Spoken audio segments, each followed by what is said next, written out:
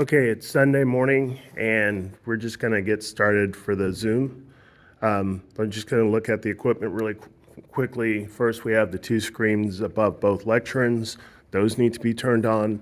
Then we have the video camera that they use for the church, and that's just sitting at the front of the church. You'll notice that the connection for all the wires, they have to stay hooked in for the video camera, and it just goes all the way up here, and it's plugged into the side of the hub port for the USB. So the first thing that I do when I come into church is just like normal. The first thing is I come in and turn on the power for these switches. You'll hear a little sound when both these guys come on. Oops, sorry.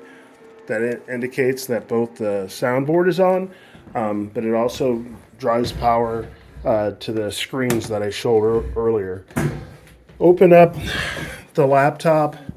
There we have to type in the password. So this screen comes up, and just look at the password sheet, and it'll tell you what the password is. So I type that in. Sometimes there is if it's been asleep for a long time, sometimes when you touch the buttons initially, the little screen doesn't come up. So in those instances, you press these three buttons together: Control, Alt, and Delete, right at the top. And then that screen that I showed you, it's going to pop up, and then you can type in the password to the Grace Media laptop. So the first thing I do when I start up the laptop is I double click on Zoom, and that opens here. So the reason it opens on this screen is because it's already signed in. Sometimes, however, it'll not be signed in, and I'm just going to show you what that looks like. When it's not signed in, there's a different message that comes up, and it looks like this. And you just click sign in, and then you type in graceumcseattle@gmail.com, and again you go to the password sheet and you type in the password.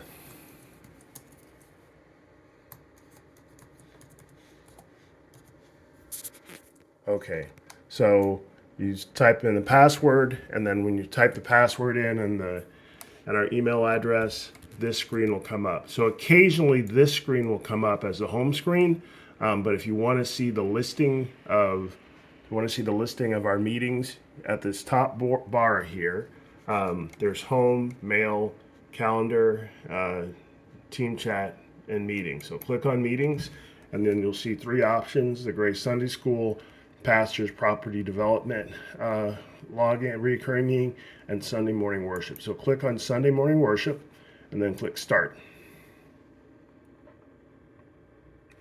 So click join with computer audio, and from this point you need to validate a couple of things. So it's normally just defaulted to this, but make sure you have it unmuted and that you are on line in for the microphone, or you're at next go. These other two options are for the laptop behind here, so that's what everybody can see you. So make sure you select line in, because what that does is select all the voice we hear from the mics. And for a speaker, same as system is fine. That'll pick up the audio. If you're concerned in any way that you can't hear the people online, select Samsung, and that'll have their voices coming through the microphone for the two computer screens. Next, you want to do is select video, so unvideo it, and here under this caret sign, you'll see these camera options. So there's the NextGo camera, which was the one I showed you at the beginning of this tutorial, and there's the integrated webcam. The integrated webcam is for this laptop, and there's very few times that you want that selected. So almost always have this NextGo HD cam. That way they can see what's going on up at the top of the pulpit. So now that this is all the Zoom stuff. So the next thing I do is I go up to the lectern, where the pastor normally speaks, and there is right here, there's a remote control. I'll pop the remote control up here to turn that screen on, and I'll use the same remote control to turn the other screen on. So now you see that we have the desktop that's up right now. Our next step is to pull up the PowerPoint for that day. So normally what I do is I will save the PowerPoint presentation in Laptop Edge and Microsoft Edge. So double click on Microsoft Edge. It doesn't always pop up this quickly. And you'll see up here in the tab bar here, there'll be this Grace Sunday Worship, and you just click on that and it'll come up. So I've made it as the default for it to just pop up by itself, which is why it popped up by itself. But in the instances that it doesn't, you just need to go to googledrive.com and go to the drive here. So just google.com. So if you want to look at that email address, that'll also be on the password sheet. So here, what normally happens is it's in this Sunday worship folder, but you can go to, and I would suggest you go to, click on home, and it'll give you the latest files that have been uploaded to the drive. And generally I've done it on Friday or Thursday or even Sunday morning. So just double click on it and it'll bring up the PowerPoint for the day. So each PowerPoint has that address. So if you want to share it, that's fine. So to bring that into a slideshow, you have a couple of options. The first option is just to click slideshow and it'll just bring it up. So there you have it. And then you just scroll through, I'm just using a mouse to scroll through each page. So to get out of it, you just hit the exit button and then you're out of it. So one of the other things you'll notice here is that you can bring it up, but you want to be able to share it with the congregation. So sometimes the settings are not what you want one screen to deal with, because right now you actually have two screens. Like I can drag this from here to here, but I actually want it to be one screen. So to get to one screen, you press and when I say one screen, so what you see here is what the congregation sees. Is press the Windows button, which is here, and P for projector. And if you press those two together, you get this thing that pops up on the screen.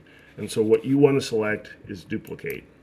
And that makes both of the screens the same. Do you see how that shifted? That both of the screens are the same now.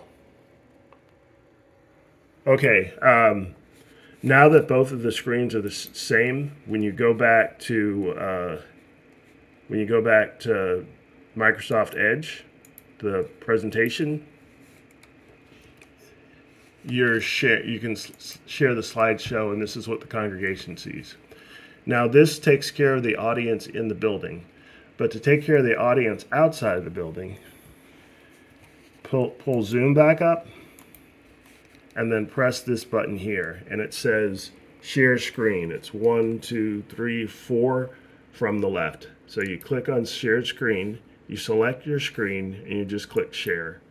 And that just sees everything they see. And you notice this little green button at the bottom, that tells you what they're seeing. So if you click on that, you'll see what they're seeing. So if I click on the slideshow, I'm rolling through, and this is what they can see. So I share when we do community stuff like the call to worship or the song, and then I share it with the congregation. So if this is in your way, you can just drag it down, right, to move it out of the way. And this is also from Zoom.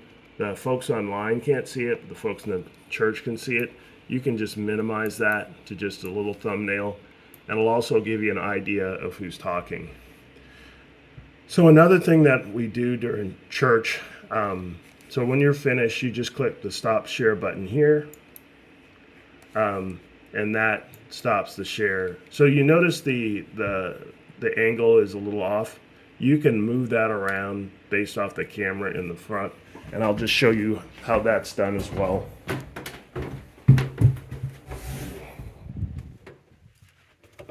All right, so this is the camera, and we can see the angle from up here. As we move it, it moves. So if pastor's preaching, sometimes I'll have it here. If I'm by myself, sometimes I'll do this sort of thing, so you can see what the liturgist is doing as well. But generally, we'll just keep it kind of focused right here. And that, with the line in, that generally captures all the information you need. So the only other thing is kind of managing the actual Zoom call itself. So within Zoom, there's this button called Participants here. So just double click on that, and it gives you a list of everyone who's there. And I wouldn't worry too much about that the congregation could see this.